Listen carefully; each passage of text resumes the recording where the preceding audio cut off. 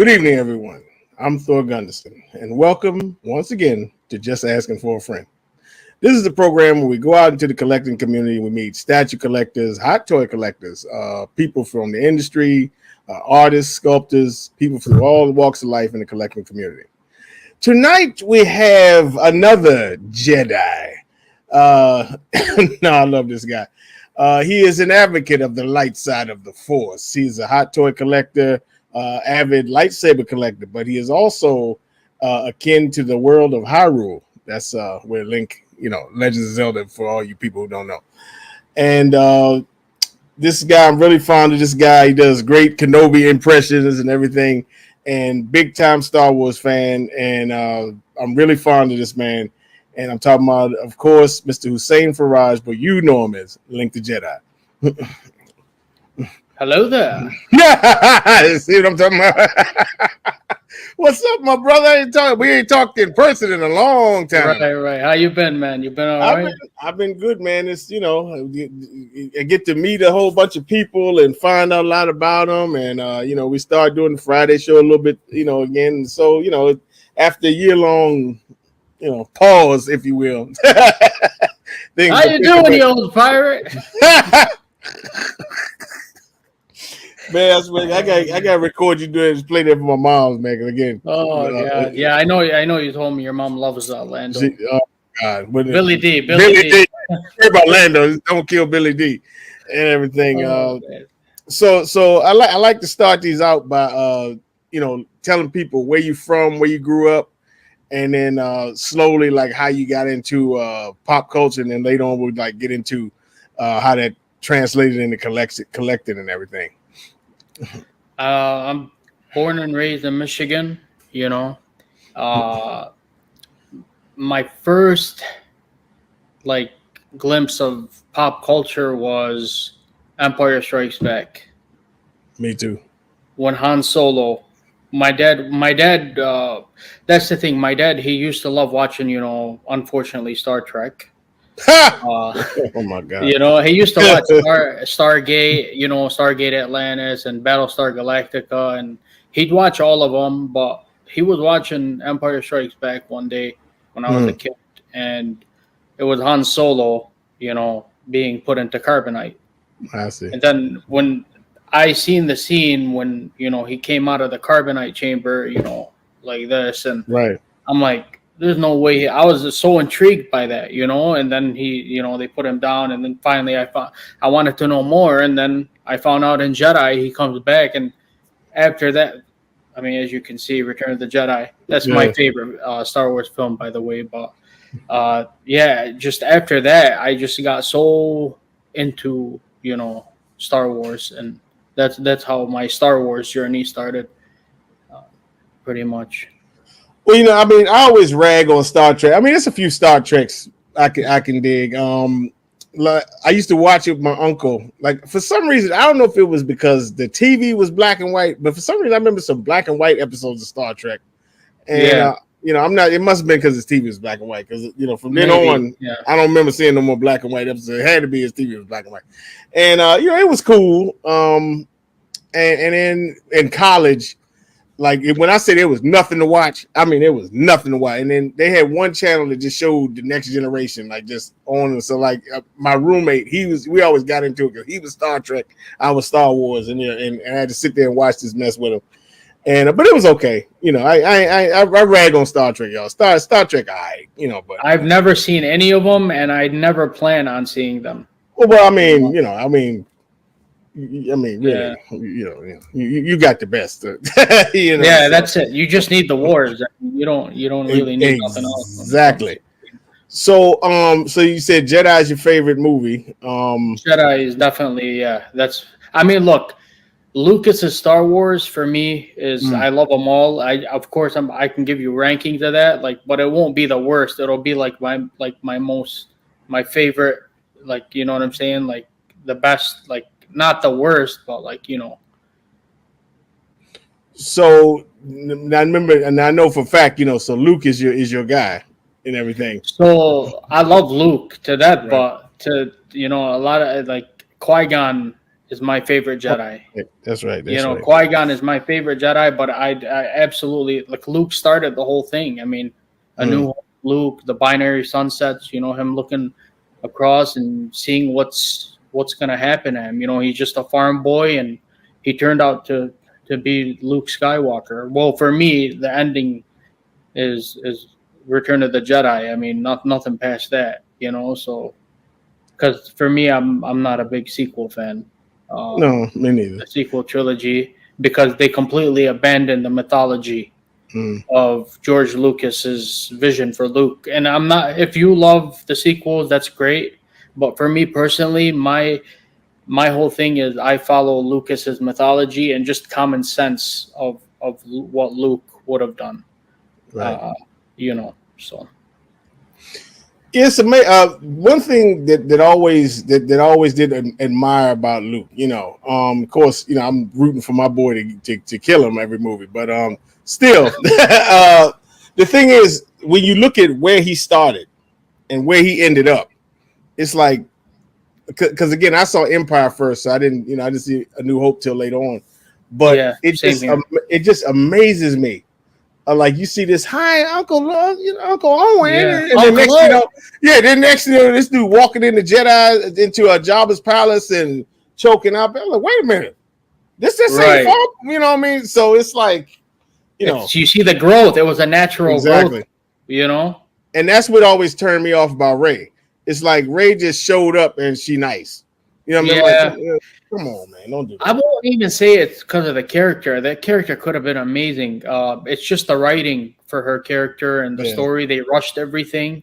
Like, even if you look at the interviews with Daisy Ridley, she even said, like, she was always confused. Am I a Kenobi? Am I, like, they kept confusing her, you know? So it's not her fault. You know, she did what she could. And I think she did a good job for what she was given. But the whole story, the whole premise was, for me, it was a money grab. You know, Mark Hamill said it over and over again. You know, Luke, here's my thing. Luke would never abandon his sister. Okay? He will, even if he's seen the darkness in Ben Solo, he would never attempt to kill the guy, to kill him in his sleep. He overcame the Emperor and Vader. I know it's unfortunate for you. No. I agree with what you're saying. Yeah, but like, he overcame that. He will always find a way, you know. And people say, "Oh, you guys want this Luke to be this guy going and destroying stuff like you've seen in Mandalorian." But no, look at in Return of the Jedi. He says, "No, you failed, Your Highness." He threw his lightsaber on the ground. I am a Jedi like my father before me. He did not choose violence. He said, "I am not gonna fight anymore. You know, I'm not gonna make the same mistake my father did." You know, so. Yeah, that's the part that always got me. It was like, okay, so you don't give up on your father. Why would you give up on That's your nephew for something he hasn't even done yet? Exactly. That's like it's like the whole thing with, you know, going back and, you know, killing Hitler when he was a baby. You know, he ain't do nothing yet. You know, or anyone, like any. I think they did it in the Marvel movie, something like that, right? Or that was like the joke in there. But when they did all the time travel. Yeah, when he said, "Let's go kill Thanos" or something when he was a baby. Yeah, but yeah, that's my whole thing. That's the only thing. It's just, you know, you got to keep the mythology going, you know? Like, if your father hands you something down, you're going to take extra care. Like, if your dad gives you something or your mom gives you something, you pass it down to generations. You want to treat it with care. You don't want to just capitalize on it, you know? Like, you just want to take care of that. And it's if it funny, ain't, don't fix it. It's funny you say that, because my whole thing, this is the main reason. Like, I dislike it for different reasons than everybody else. To me, it just seemed like Disney was doing their own version of the original trilogy, right? And with prequel to original trilogy, they were both completely different concepts. You know what I mean? And then they just went right back to the original trilogy. I'm like, no, you can't do that. You gotta integrate it. If you don't integrate it, it makes. I mean, it makes sense for the prequels to be completely different from the original trilogy because it was a bygone era. The Emperor's whole point was to, you know, like famish these people of Yes. the Jedi. They don't want them to know who the Jedi was. They don't want them to see how good things were. He just wants them under his rule.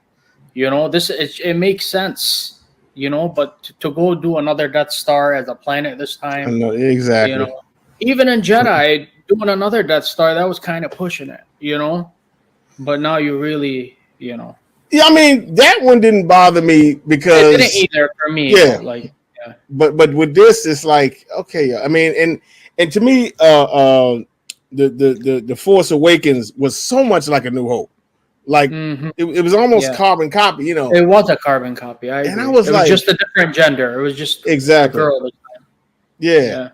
And the part that really turned me off with that movie, like when I knew I was kind of done with these sequels, was the part with Han Solo and Chewie with the Raftar thing. Yeah. And I'm sitting there like, what is this? Yeah. You know what I mean? It was just so, I was like, this is ridiculous. Like, it was cool when they got into the Falcon, they're like, we're home. I was like, and I had like chills. And the next thing you know, they got this Raftar. I have a shirt with that picture with Han and Chewie. Yeah, that was cool. And then next thing you know, you got these Raftars.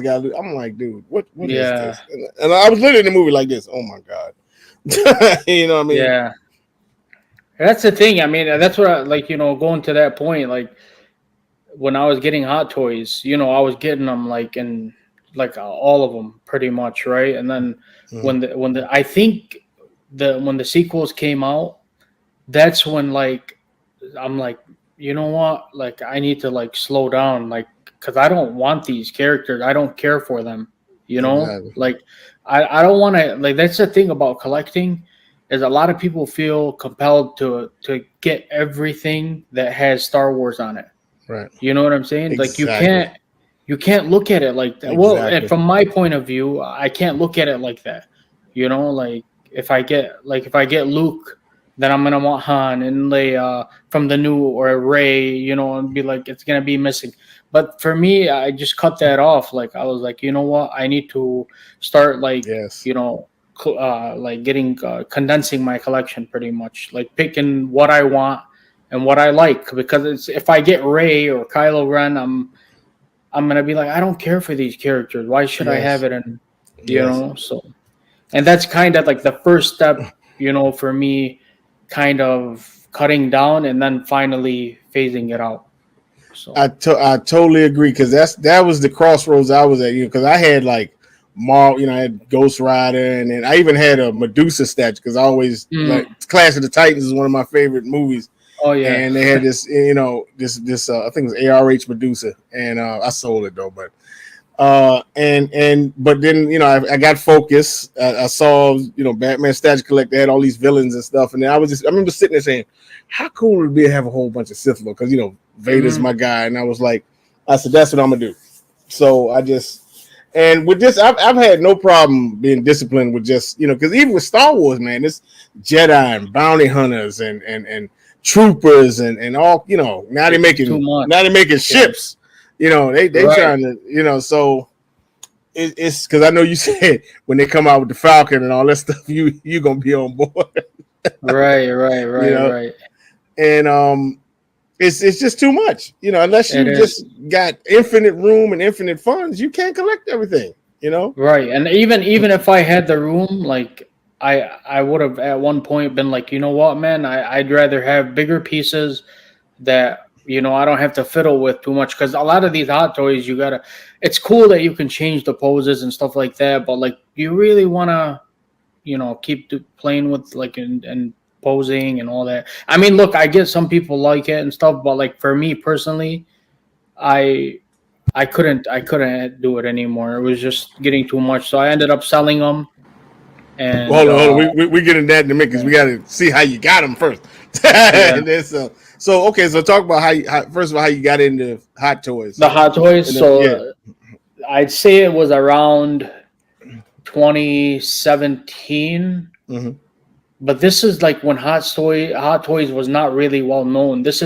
They started releasing. I think this is what happened. So I was on Sideshow. I discovered Sideshow, and I'm like, oh man, why these figures are so expensive? Like, how the hell is it that much? But then I seen my first Hot Toy was Ben Kenobi from A New Hope. Mm-hmm. It was on Sideshow's website, and like I finally, I got a job, and I was getting, I was getting some money in and stuff like that. I'm like, you know what? Let me just, this looks so good. I'd love to have it. So once I got it in hand, I ordered it, and I was like, man, I was blown away. Look, don't get me wrong, Hot Toys still the sculpts, they're top of the game. Like with even the statue makers now, but Hot Toys, like they started that whole likeness, in my opinion. Like they started the way they capture the likeness of the characters. Mm. That's what really grabbed me, because I love that, the likeness and stuff like that. So that was the first one, Ben Kenobi. And then my buddy was like, how are you gonna have Ben Kenobi and not Darth Vader? so then they released A New Hope Vader with Tarkin as a 2-pack. Oh wow. Okay. And those were unbelievable. It came with the interrogation droid, the needle, with the Leia. Yeah. It came with Tarkin's chair. Like that's how they grab you, Then this is what I was going back to. Like, you need to get everything now. Like, I got Ben Kenobi, I got Vader, Tarkin, and then I'm like, I need Luke. I need Farm Boy Luke. You know what I'm saying? And Han, and then Chewie, and then that's how the avalanche started. Like, especially with Hot Toys, I find, like, to me, with statues, you can have 1 or 2 statues and you'll be okay. But with the Hot Toys, I think what makes them so great is like how people pose them and make these scenes and everything. I don't have the patience for that stuff, but I've seen some people make some, like our boy Toy Bills. Like, I've seen him make some, some pictures on Instagram where he hooks up some scenes and everything. Yeah. So speaking of that, I was doing that. I started to do that. Right. I started to do on my Instagram, the same name, Link the Jedi. I still have that Instagram, but I haven't been posting on it because I don't have them anymore. But I would start to do that. Like, I would watch scenes, and then I'm like, you know what? It would be nice to do a scene like that. Yeah. Like, for example, even Jazz Inc., how they started doing those dioramas? Right, yes. I got the Millennium Falcon, the cargo. You got the cockpit? No, I got the cargo hold. Okay. The one where, the hollow chest table. Oh, yeah. And the seating. Yeah. So I got that, and I started taking pictures, like, with, I'll send it to you. Okay. But pretty much I'd put the characters in there, and I'll take pictures. And not only that, I'd always, like, do, like, different scenes. And I used to like doing different scenes. Like, for example, when Obi-Wan just finished fighting Anakin on Mustafar, when you seen him going into the ship, and he was like tapping 3PO on the shoulder. Yeah, I know exactly. You never seen the front version of that. So I did it where I did like a scene where it literally shows the inside of the ship looking at as Obi-Wan, so you can see his emotion. Like, he's like putting his hand on 3PO walking up the ship, and he has Anakin's lightsaber in his hand. So you can see that too. So it's kind of like, I'm getting goosebumps just talking about it, because that scene means so much. It's pretty much taking you into the original trilogy. Anakin just he's burning, and Emperor comes and picks him up or whatever. But and just, those are the kind of things. That's what used to give me joy with the posing the Hot Toys and doing scenes and stuff like that. It was just a joy, But then it ran out. But it was fun while it lasted, honestly. But I loved doing it. It was pretty cool. So then you say you started to get you sold them off Hot Toy wise. Yeah, so like A New Hope, and then the thing with Hot Toys is they don't go in order. Like, they'll just release whatever. Now they're doing more like, when a new movie like Indiana Jones is coming out, they announce the Indiana Jones figure, right? They never used to do that back then. They used to just randomly release. They released like Hoth Leia, and then Return of the Jedi Luke, and then Palpatine. Like, they were out of order kind of. So it was kind of like oh God, I gotta wait. I got Jedi Luke, and there's no Emperor. Then they released the Emperor, so then I'd get that. So they would flip flop a lot, like between the movies and stuff. So it would take, some time, like years, to get like the line that you wanted. But yeah, it got to a point where I was like, you know what, it's becoming too much. So I ended up selling them, Hmm. and you know, you're the Mr. Statue Seducer. So yeah, I mean, after I got to know you and everything, and I seen your statues, and you kind of got me on, like, with like the statue makers and everything. Hmm. And I was like, what, I can probably get a couple of these, and I don't have to get the whole line, No. and kind of like what you said earlier, you disciplined yourself to get just the Sith, Hmm. Which I don't appreciate. but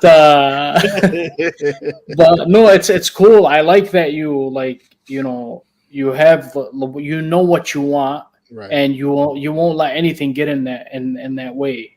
Mhm. Like, maybe sometimes something will tempt you, but you're like, you know what, this is what I want. Right. I'm not gonna change my path on that. Yeah, I mean, because this stuff, it'll get you. I It's know. so they like literally now, like it wasn't like this a few years ago, but now anything you were into growing up, they probably making it into some kind of collectible.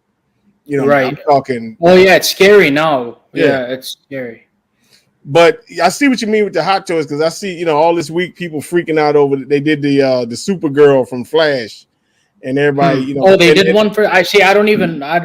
I haven't been keeping up. But And because people were freaking out because it doesn't really look like her, which surprised me because usually hot toys are on point right. with the likenesses and everything.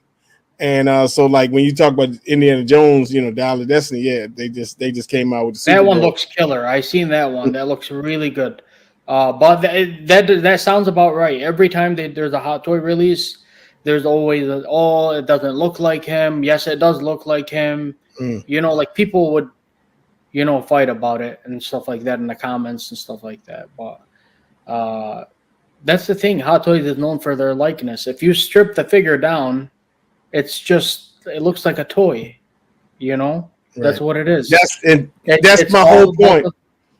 it's all about the likeness, and thankfully Jedi aren't naked, because they have their clothes on, and you're not gonna see. Well, some of them are gonna have the joints and stuff like that. Mhm. They're not like, bare. Like Ahsoka, for example, she has, like, it's all silicone, but then those ruin too. So it's like you can't win, because if you have the joints, you're gonna see the joints showing.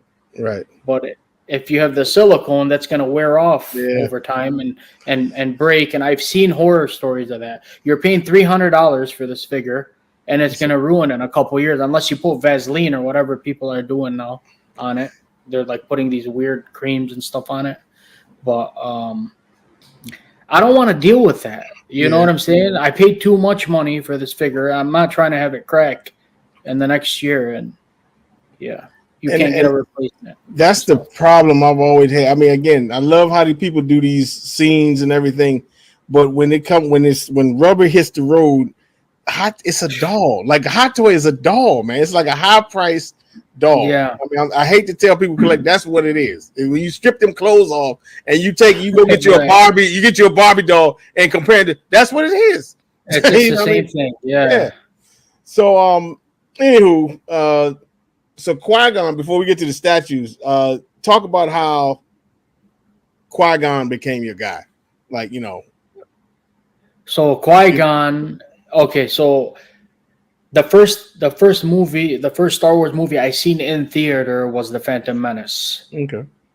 When they, like, you gotta, like, people need to, like, I know there's a lot of young people watching and stuff. They don't understand how it was when there was no Twitter, there's none of this Mm-hmm. social media back then. So you only used to get your advertisements on TV, Mm-hmm. and if you miss that, you miss it. Or you'd see it, on like Good Morning America or something, when Right. they're promoting a Yep. film. or a Pepsi can with Darth Maul on it and stuff like that. Like, because the internet was barely getting started. it was internet was not for us. It was like Bill Gates was probably using it regularly, but like people like us, we only heard through like seeing newspaper ads and stuff like that. That's how we, so when Phantom Menace was announced, when George was gonna make it, the promo started to ramp up and stuff, and I was a kid. It was for me. Phantom Menace was for me. I was 11 or 12. I was Anakin, like literally Anakin's age when Phantom Menace came out. So I was excited. My mom would get me the clothes. I have a picture. I gotta show you. I think I showed it to you before, but I was wearing like the Anakin, the pod racer on the shirt and all that, and I was so excited, to go. So once I went to that movie theater with my dad, and I was watching the Phantom Menace. The first scene is you see two Jedi, right? You see two Jedi.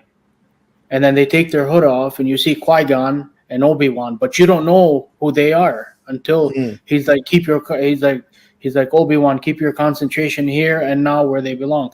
And then I'm like, Obi-Wan, that's Ben Kenobi, So like I started to piece it, so then after that, and I'm like, oh my God, so that's his master. This guy has to be amazing, like imagine Ben Kenobi's master, so then like just the whole movie, and I didn't find Jar Jar annoying. I didn't find me neither. Eating Jar Jar is like the cool thing, right? It's like the cool thing. I never had a problem with Jar Jar. I understood why George put Jar Jar in the prequels, especially in Phantom Menace. It's for the kids. Yeah. You know what I'm saying? The movie was for my age group, and I enjoyed him. I didn't have any issue with Jar Jar. But yeah, that's the thing. Like I started to see Qui-Gon, and he's like commanding Obi-Wan, and Obi-Wan's like listening to him without any, like he's not pushing back. The way Anakin used to push back with Obi-Wan. And that's why if Anakin trained under Qui-Gon, he would never we would have never turned to the dark side. And George did something in the movie a couple times. If you that's the thing about George Lucas, in his movies, in 20 years from now, you'll find something you'll be like, that makes sense. You're right. You remember in Phantom Menace when every time when Anakin finally went with Qui-Gon when he left Tatooine, when Qui-Gon. When Anakin was gonna go to the Jedi Temple, he looked back before they told him you're leaving. He looked to Qui-Gon before Qui-Gon even said anything. He looked at him like a son would look to his father or mother, like, can I go? Like he was like literally asking for permission, like in a respectful way, And then when he told him, stay in the cockpit, he stayed in the cockpit. Obviously, he literally took the ship off. But he would always listen to him. Anakin would always listen to Qui-Gon, and that's what the problem was. Obi-Wan was more of a brother to Anakin than a father. Yeah, that's why he used to butt heads with him all the time. And that's why the whole Qui-Gon thing is like, he commands so much presence, and it's so effortless. They're all listening to him. He's so wise, so that's kind of like what really like he became, my favorite character. Qui-Gon. Okay. Yeah. And so recently you got your Qui-Gon statue. I did. Yeah. Unfortunately, I can't. I don't have it displayed right now, but I love that statue. I right when they announced it, I know they had another piece, the Obi-Wan from Phantom Menace to go with it, but right now I don't have the space for it. But like I really want a Ben Kenobi. Like that's the thing. Like when I was telling you, like I started to like prioritize what I want, just like you did, right? Like you said, I want this character, I want this character. I don't need, if they have a companion, I don't have to have that companion. No, So Like I love Obi-Wan. I want to like a version like when it comes to statues, like I want a version of the character that I gravitate most toward. Exactly. You know, I don't want to have to get every Obi-Wan or every Vader. I Now feel my exactly only the same way. yeah, so my Mhm. only exception is I have a young Anakin Skywalker from the Phantom Menace by XM Mhm. Studios. Remember that three, the one that Oh came yeah, out? yeah, yeah, yeah. I remember. Yeah. So I got that set solely for Anakin, the young Anakin. Mhm. I was able to sell the other two, but I got that because I love Anakin from Phantom Menace. As a kid, that's who I seen. That's who I was. Mhm. He was my age, and I felt everything he did. So I got that, and then I'm gonna get a Vader, and that's to be determined. I'm not sure yet. I want to get a Vader with a sculpt or something, and hopefully one of these statue makers make it. Yeah, I think one of the custom guys. They're on It, it. he's on, because he already made the one I'm thinking about. He made a New Hope, and he says he's gonna make an Empire one and a Jedi one. So Okay, so maybe yeah. So I might get one of those, but that's my only exception. Like when it comes to this, because Anakin and Vader, same whatever. yeah, But and that's my only. that's the only one. The one you got, that's the only Anakin statue there That's is the one. only Really, young Anakin statue you can get in right? the world. Nobody's ever made it, and it's pretty Quarter cool. scale. I think there are a few. I think It's General quarter Giant. scale. Yeah, General Yeah, Giant made a few smaller scale ones. yeah, like the half scale. The Right. I call them the Darth Mauls because they're always in half. The balls. That hurt. Yeah, right.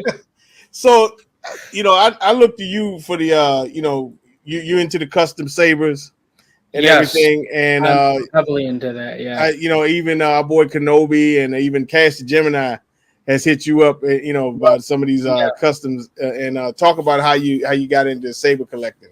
Okay. Yeah. So Qui-Gon being my favorite character, Hmm. I was looking for. I'm like, you know what?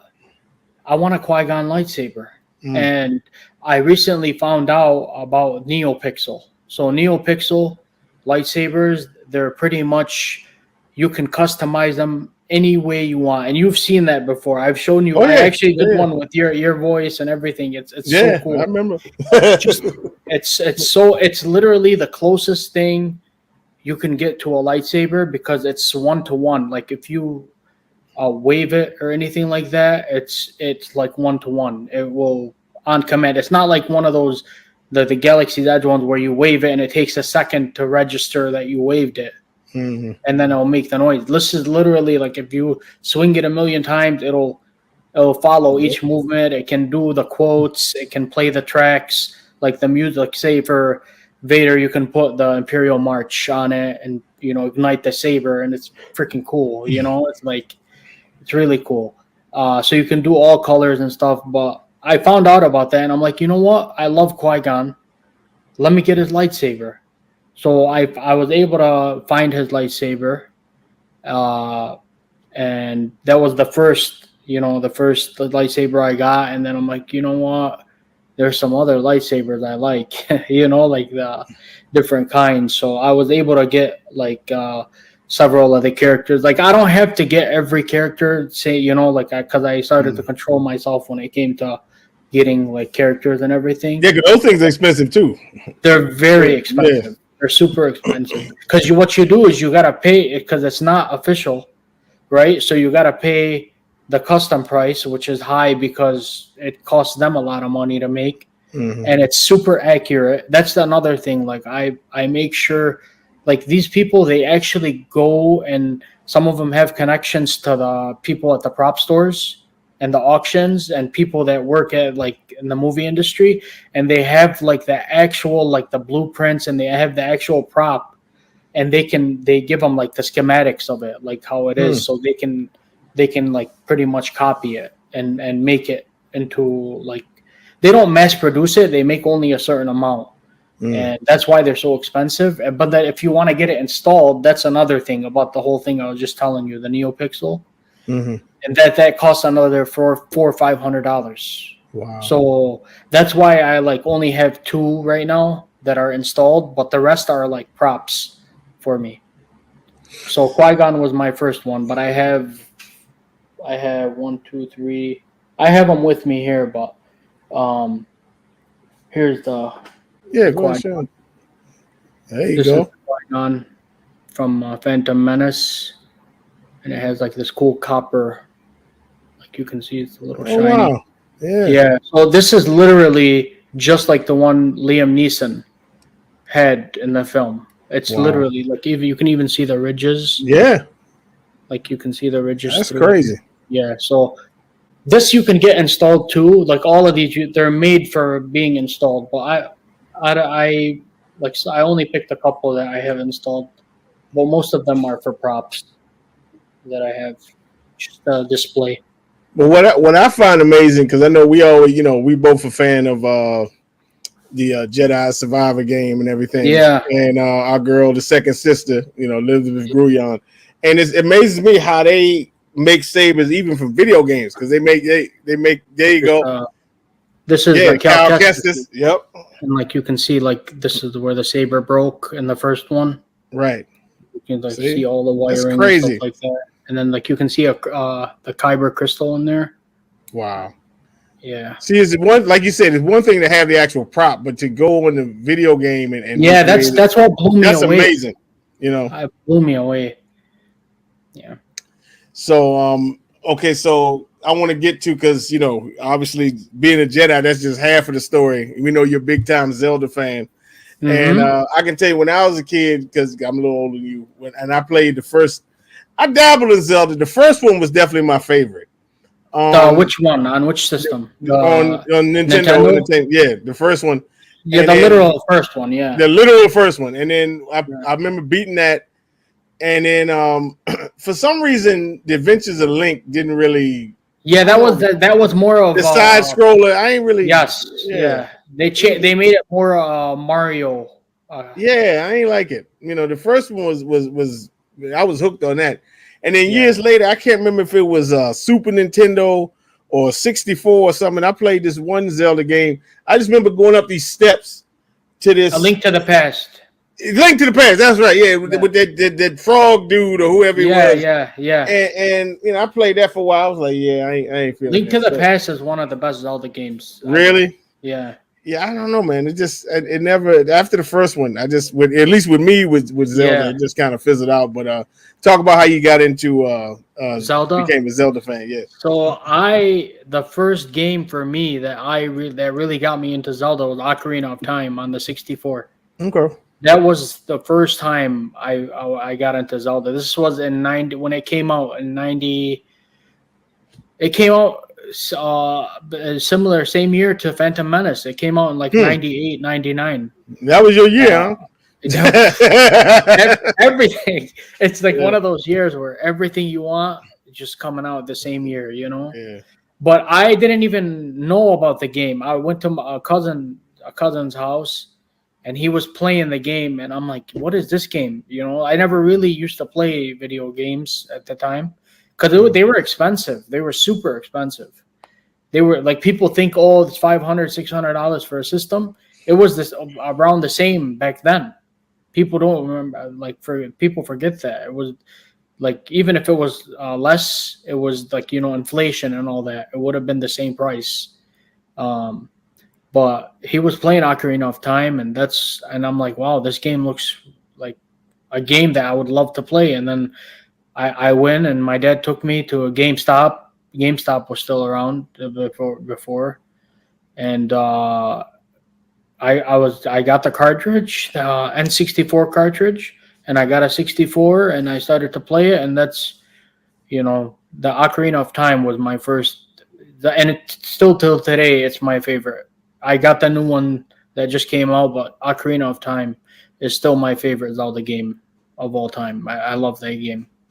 Yeah, I've heard people talk about this new one. They're saying it might be Game of the Year and all this kind of stuff. Yeah, it's gonna win Game of the Year for sure. Like really? the last one that came out in 2017, Breath of the Wild. It's that one Game of the Year as well. It's just that's why these games take so long to make, because they put all their effort and they make sure the game is like polished.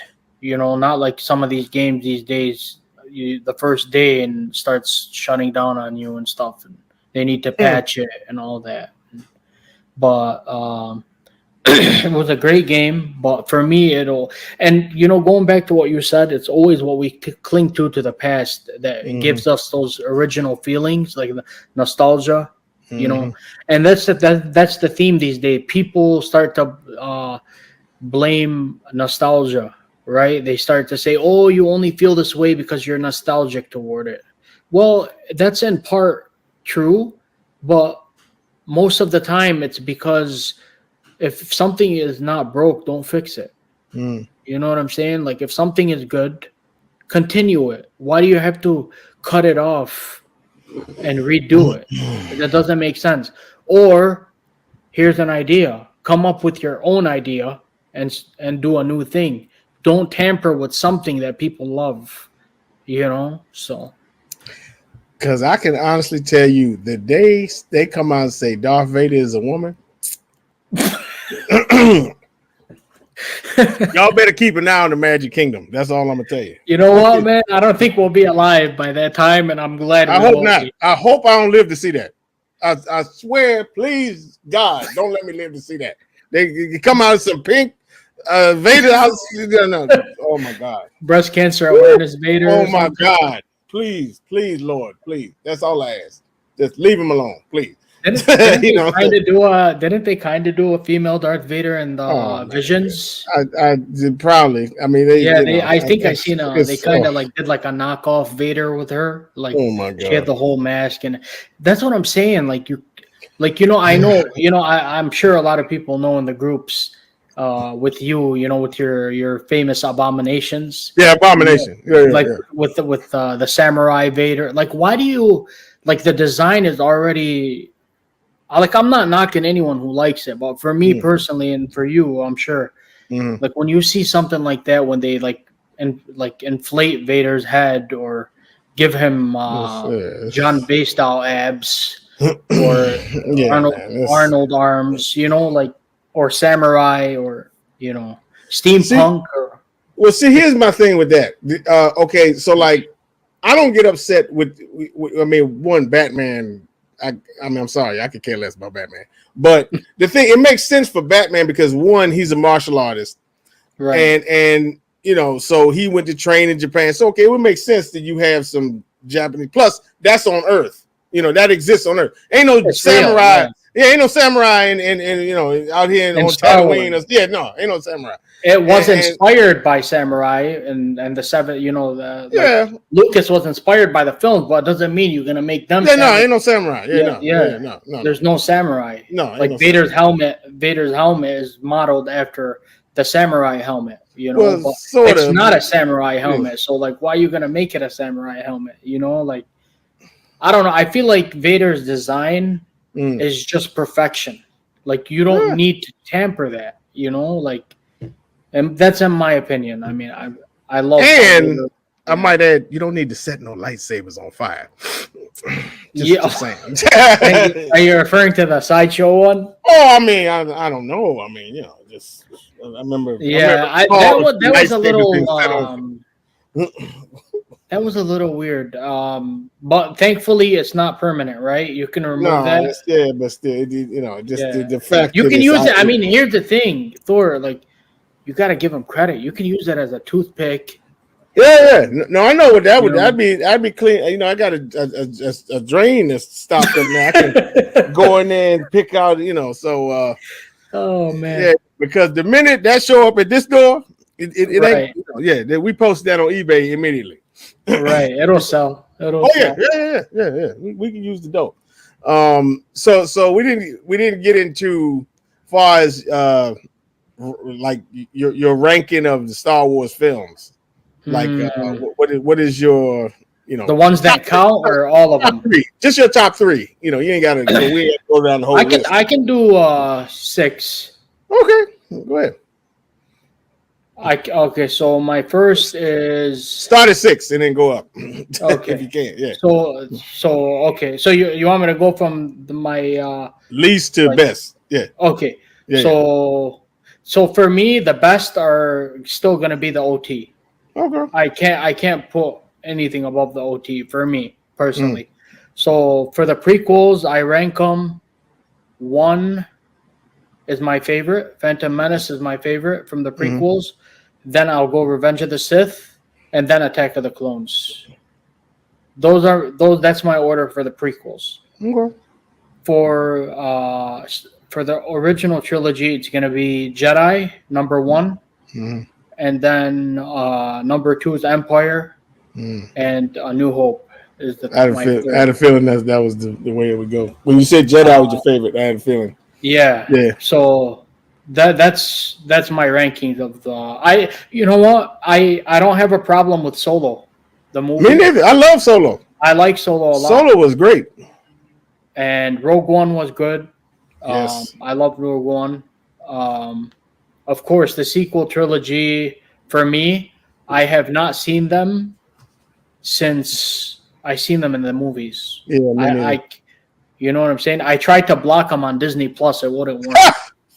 But I got them on Blu-ray just to say I got everything, but I don't watch them. Yeah, I don't watch them at all. I had them, but I sold them. I couldn't do it. Yeah, that's great. I mean, I'm good with letting them collect dust. Yeah, you know, I just Mandalorian. I like Boba Fett. I know a lot of people had issues with it, but I didn't. It wasn't the best show. But for me, it was okay. I mean, it was better than season 3 of Mando. I agree. Which ain't saying much, but I as a whole, I think it was. But it had its moments, but it did have its moments where I was like, "What in the world is this?" Yeah, you know. Yeah, like the Power Ranger people. Yeah. Oh, you're talking about the speeder bikes? Yeah. I was like, "What? Who are these folks?" You know, it was like Alita Battle Angel all over again. I was like, "These people ain't." And then I thought about the guy they got in the Bounty Hunters comic, and he's like sobbing. Oh, you're talking about Chrysanthemum? Yeah, and my problem with him is not Chrysanthemum. Right? No. In the Bounty Hunter comics now, they got this guy that looked just like a T-800. Oh, and he's a bounty hunter. Terminator, he looked just like a Terminator. And I was like, where this dude come from? And then now I see these people on Boba, and I'm like, okay, right. But somebody did tell me that they had him in like Dark Horse comics or something back in the day. But Boba started out good, especially when he showed how he got out of the Sarlacc pit. I love that, man, dude. And you literally were watching Return of the Jedi. Yes, Skip was right there. Yes, and then you seen him. Oh my god, dude, it took me back. I was like, And I even like the stuff, with the Sand People. We had a couple corny moments in there a little bit, but you got to see Sand People lore and how they make their magic sticks. Yeah, I mean the Tuscan lore. They're Sand People too. Yeah, and you got to see how they operate in their hierarchy and the champion was cool. Even though they said that was a woman that played. That was a girl. Yeah, that was a girl. Yeah, but it was cool. She was nice. Yeah. Oh yeah. She I'm hoping she survived because I remember when they went and showed the spoiler alert, they all died. But you didn't see her body, and so I'm hoping she's still around. Yeah, if you don't see a body, then they're probably still alive somewhere. Yeah. Or you'll have what's his name, Poe Dameron, say somehow they returned, like somehow Palpatine returned. Or nobody's ever really gone. Yeah. For the Jedi, that's true. I mean, they can become Force Ghosts. What about the animation, like Clone Wars? Oh yeah, Clone Wars I love. Well, here's the thing: you gotta remember, Clone Wars is George Lucas's baby. Like he has always wanted to do a show because it gave him more opportunity to expand on the story. Mm-hmm. That's why Clone Wars is so intertwined with with everything, because George Lucas is there, and people don't realize. A lot of people don't know that Ahsoka was created by George Lucas, not Filoni. Ahsoka was created by George Lucas. He always wanted Anakin to have a Padawan, and that's where he made the Ahsoka character. And Filoni, of course, he's taking care of her character and stuff like that. but it was always Lucas's idea with Ahsoka. Yeah, I was even there in the movie for that little mini, The first one, yeah, the Clone Wars movie where with Dooku and with Doku and all, and Jabba's son got Stinky. Yeah. I went and saw that. Yeah, I did too.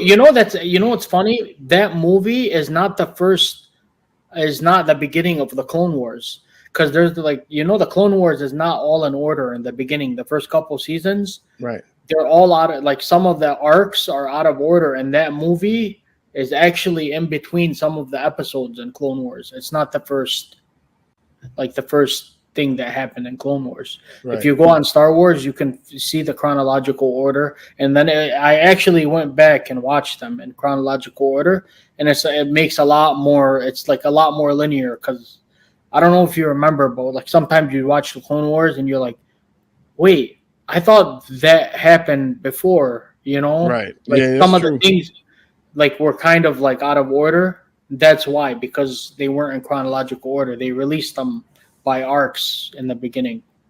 That's why. And I remember you remember the little shorts that were on Cartoon Network, the Clone War.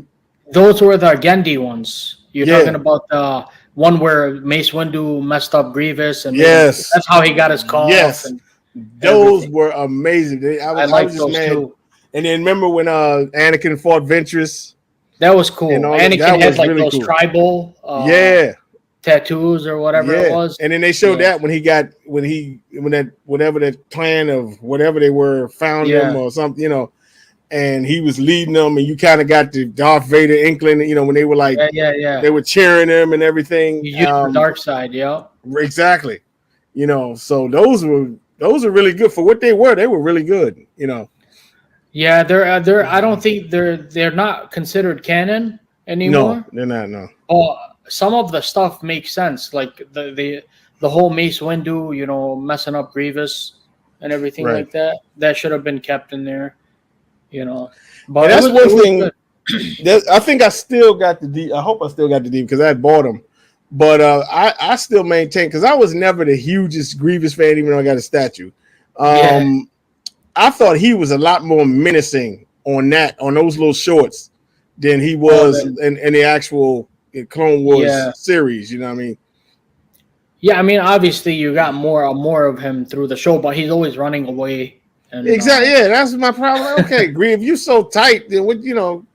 Because save for the only time, Vader never ran. Sidious, he tried. I guess he tried to skip out on Yoda, but he still ended up. They still ended up throwing down. But Grievous, I'm talking on a consistent basis. This dude always rolling out. I'm like, Sidious, people say Sidious ran, but I feel like Sidious had a plan. He knew, exactly what he wanted to do.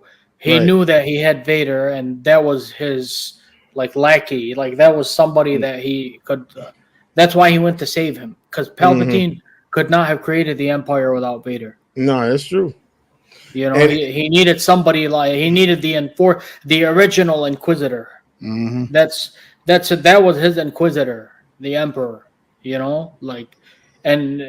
That's his enforcer. And I know he belittled him and all that, but he did that to make him, more angry and more to the dark side, because he knew he was conflicted. He knew Anakin was still in there.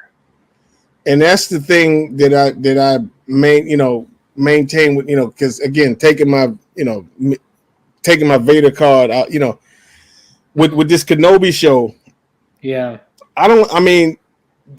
Does Kenobi understand if you get rid of Vader, the chunk that you taking out of the Empire, if you did that, and you just, my thing is, we knew it was going to happen, because we saw, but I'm like, that's literally like letting somebody like Ted Bundy or somebody walk away, right? Because you know this dude going to continue to just kill, and I'm like, I know, I see where you're coming from, yeah, but I feel like Obi-Wan felt so guilty.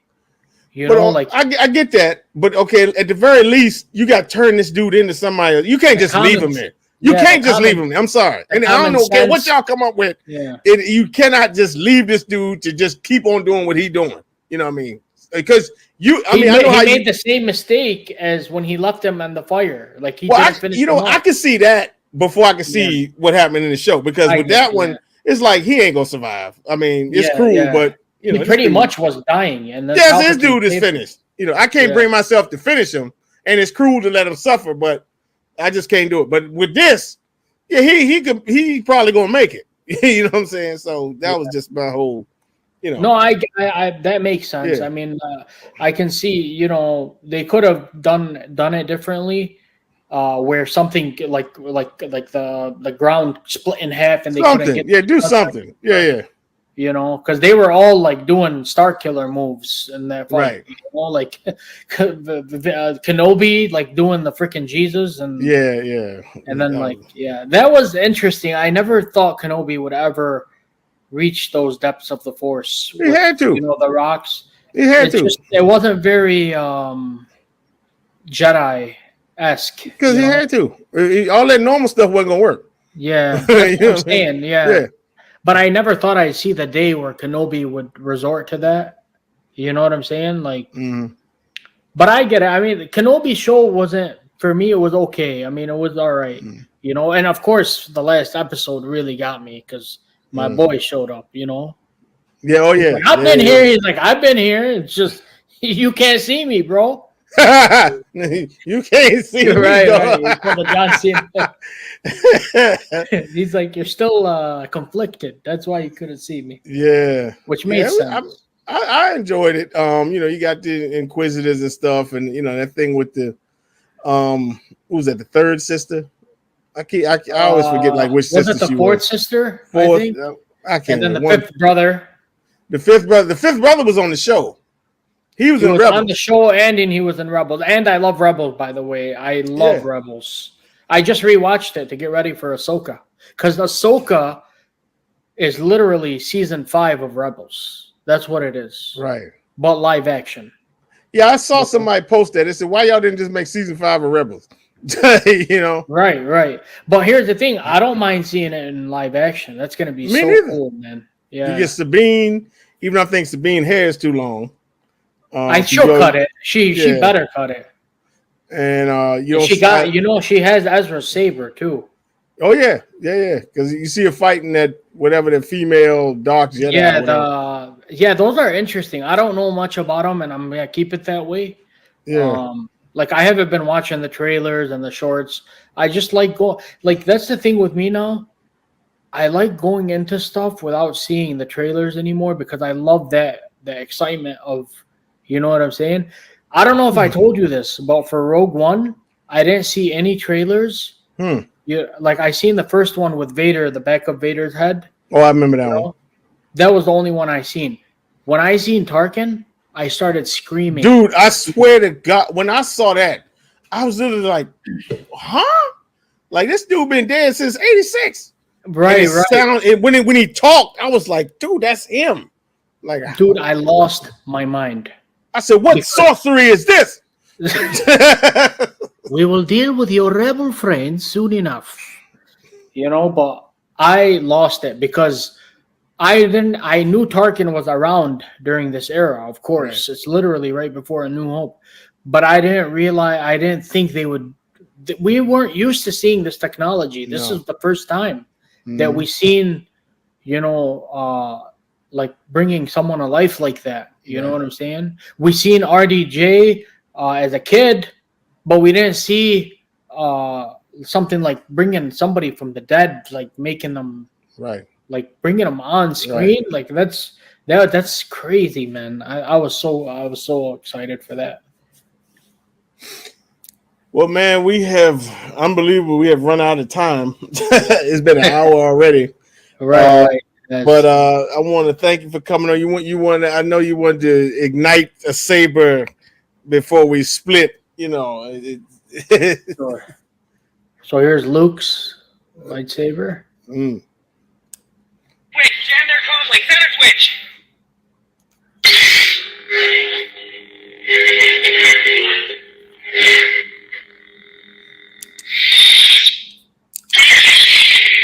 There you go. Yeah, man, those Whenever I see these people going to Galaxy's Edge and buying these sabers, I'm like, y'all wasting money. You're right. Y'all Yeah. are wasting money, you know. Right. But look, man, I want to really thank you for coming on, and it was great rapping with you.